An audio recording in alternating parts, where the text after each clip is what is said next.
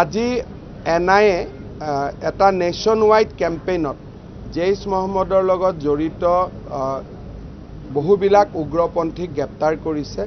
তাৰে 7জন অসমৰ গোৱালপাৰা জিলাৰ পৰাও আছে।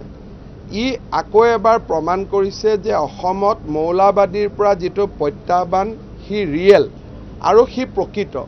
বহুত সময়ত এইবোৰ কথা ক'লে এছাম মানুহে আমাক তুলুঙা কৰে, কিন্তু বাৰে বাৰে প্ৰমাণ হৈ আহিছে যে আমি যি কথা কৈ আছোঁ সেইটোৱে সঁচা। যেতিয়াই NIA নেশ্যন ওয়াইড ৰেইড কৰে, অসমৰ এজন নহয় এজন থাকিবই।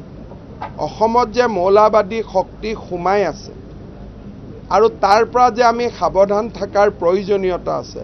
সিদিনাখন সোণাপুৰত এভিকশ্যন হওঁতে যিবিলাক শ্লোগান ব্যৱহাৰ কৰা হৈছিল সেইবিলাকে কি প্ৰমাণ কৰে যে ক'বাত নহয় ক'বাত মৌলবাদীৰ ট্ৰেইনিং এটা বা এটা এক্সট্ৰিম ইছলামিক ফাণ্ডামেণ্টেলিজিম মানসিকতা এটা ক'বাত ক'বাত অসমত নিৰ্মাণ কৰি থকা হৈছে।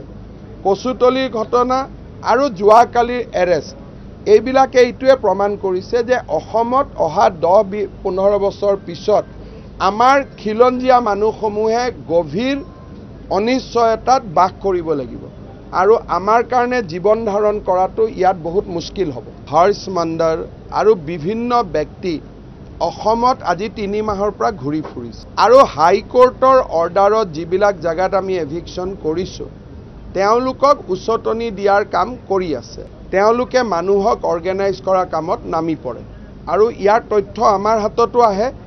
বহুত তথ্য আমি ৰাজহুৱা কৰোঁ, বহুত তথ্য আমি নিজৰ লগত ৰাখি থৈ। তেওঁলোক আমাতকৈ ডাঙৰ উকিল, তেওঁলোক আমাতকৈ ডাঙৰ অধিবক্তা। তেওঁলোকে এনেকুৱা কাম নকৰে য'ত তেওঁলোকক আপুনি এৰেষ্ট কৰিব পাৰে। তেওঁলোকে আইনৰ সীমাৰ এক্সট্ৰিম লাইনটোত গৈ থিয় হৈ থাকে। লাইনটো ব্ৰেক নকৰে, কিন্তু লাইনটোৰ ওপৰত থিয় হৈ থাকে।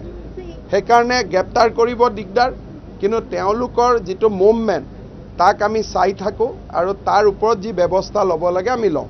NIA ने आज नेशन वाइड एक अभियान चलाया था इस्लामिक फंडामेंटलिस्ट का खिलाफ। आसाम पुलिस को भी जिम्मा दिया गया था 8 लोगों को गिरफ्तार करने का। हम लोगों ने उसको गिरफ्तार किया और NIA को हैंड ओवर किया।